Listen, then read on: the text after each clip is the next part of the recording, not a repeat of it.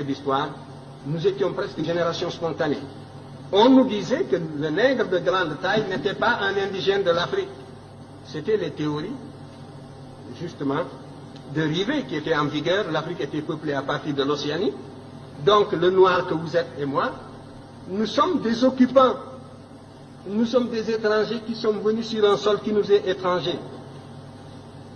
Les seuls habitants de ce pays, c'était les pygmées. Le noir a devancé le blanc est venu, s'il est plus fort, il évince le noir qui est un étranger comme lui. Voilà les théories qui étaient en vigueur. Quant à l'origine réelle du noir, ça se perdait dans la nuit des temps. Et notre histoire était enseignée avec des dates qui apparaissaient comme des contes d'épicier. Alors, devant une telle situation, la seule chose qui m'intéressait, j'étais habité par la certitude, a priori, que nous sommes là, sur ce continent, en même temps que les autres, que nous avons toujours vécu ici, que nous sommes des Noirs, des hommes capables, aussi capables que les autres. C'était la seule chose que l'on pouvait supposer a priori. Et ce qui m'intéressait, c'était donc de retrouver ce chemin humble qui me conduirait à nos ancêtres les plus lointains. Et quand je suis tombé sur l'Égypte, mes camarades le savent de ma génération, j'étais gêné. Ça ne m'intéressait absolument pas de tomber sur l'Égypte, pour ce que je cherchais. Si le fil conducteur, c'est la continuité, c'est la restauration de la conscience historique qui m'intéressait. C'est cette conscience historique qui est le ciment, qui réunit les individus d'un peuple, qui fait qu'un peuple n'est pas une population, un agrégat d'individus sans lien. C'est ce sentiment historique seulement que je voulais restituer, restaurer. Et je ne peux pas non plus, en aboutissant à l'Égypte, falsifier l'histoire par complaisance, pour être dans le vraisemblable du moment. C'était tout. Alors, on me demande... Oui, le motif de déplacement, les migrations, vous savez, les migrations,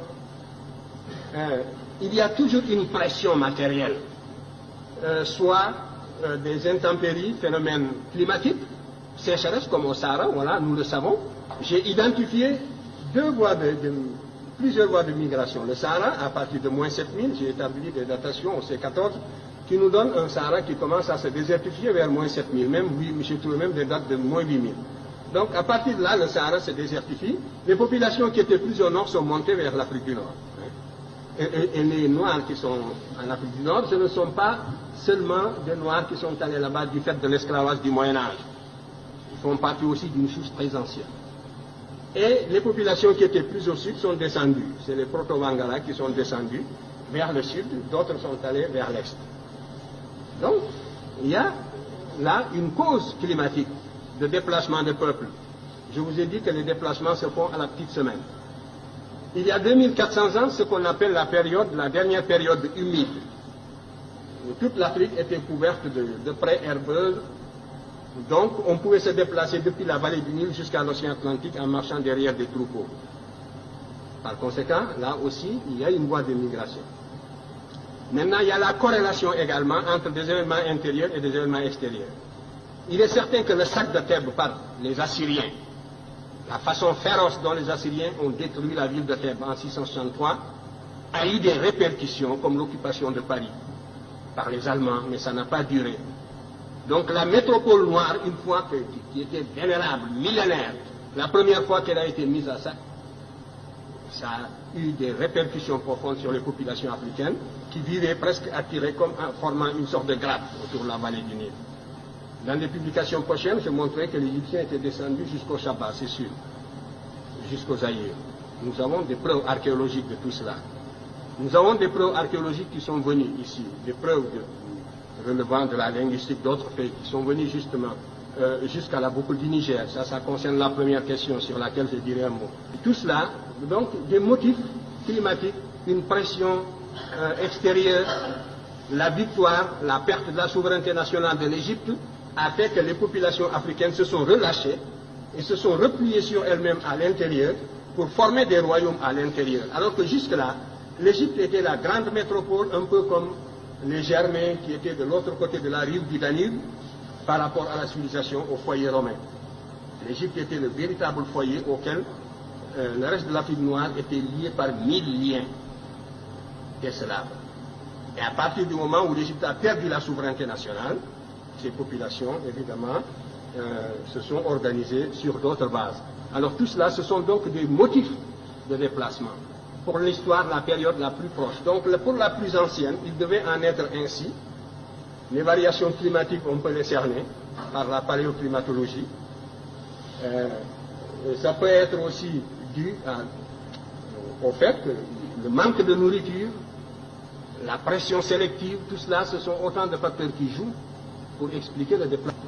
En tout cas, vous pouvez remonter, vous, en ce qui vous concerne, jusqu'aux racines de la philosophie africaine. Je vous invite à étudier la cosmogonie héliopolitaine.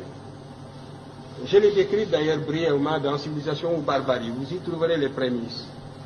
Vous commencerez à vous faire une idée de la consistance de la pensée de vos ancêtres de la vallée du Nil, qui étaient noirs comme vous, ici. Si c'était cela, si ce n'était pas cela des arguments, c'est la preuve que, vous voyez, on a presque le cerveau vidé et les arguments d'une certaine source ne se fixent plus. C'est ça l'aliénation. Parce que vous demandez, que valent donc ces arguments-là? Est-ce que j'ai inventé les projections que je vous ai faites, que vous pouvez retrouver dans la vallée du Nil, où vous trouverez justement cette civilisation qui est discutée, ces agents qui se sont représentés plus noirs que vous-même. Mais déjà, vous avez des œillères de l'éducation colonialiste et vous ne pouvez plus voir cette réalité palpable. C'est ça la cécité intellectuelle. Vous comprenez? Où est la raison dans cette éducation? Où est la raison? Où est le développement du sens critique dans cette éducation? Voilà le danger contre lequel nous devons vous prémunir. Il faut que votre cerveau fonctionne. Je disais encore hier et je le répéterai demain, que ce que nous voulons, ce que nous visons dans votre éducation, c'est de réveiller justement le bâtisseur de nations qui dort en chacun de vous. C'est de réveiller le créateur qui dort en chacun de vous.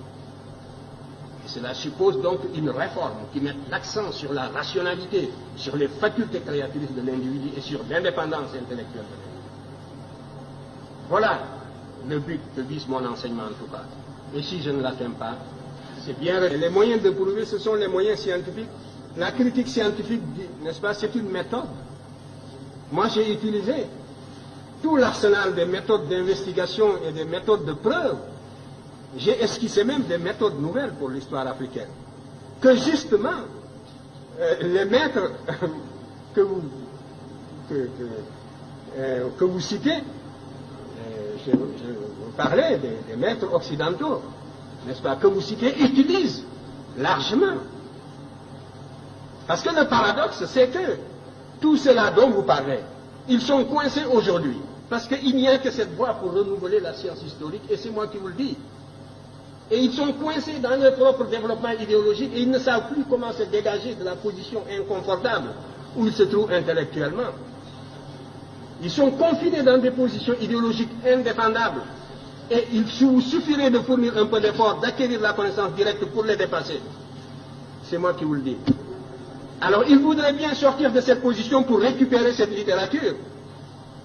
Mais, sans nous citer, bien sûr. Mais tout cela est extrêmement difficile. Et la cause est entendue depuis longtemps. C'est de cela que je voulais vous parler. Vous dites que aussi longtemps qu'on ne reconnaîtra pas, mais on reconnaît déjà. Et maintenant, c'est la conspiration du silence. On n'attaque plus parce qu'on n'a plus d'arguments pour attaquer. Et ce n'est pas le désir qui leur manque, vous le savez bien.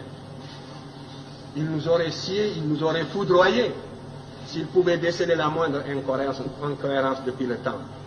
Mais maintenant, c'est le silence, c'est la conspiration du silence, c'est la médisance dans les salons, c'est les apartés avec les étudiants.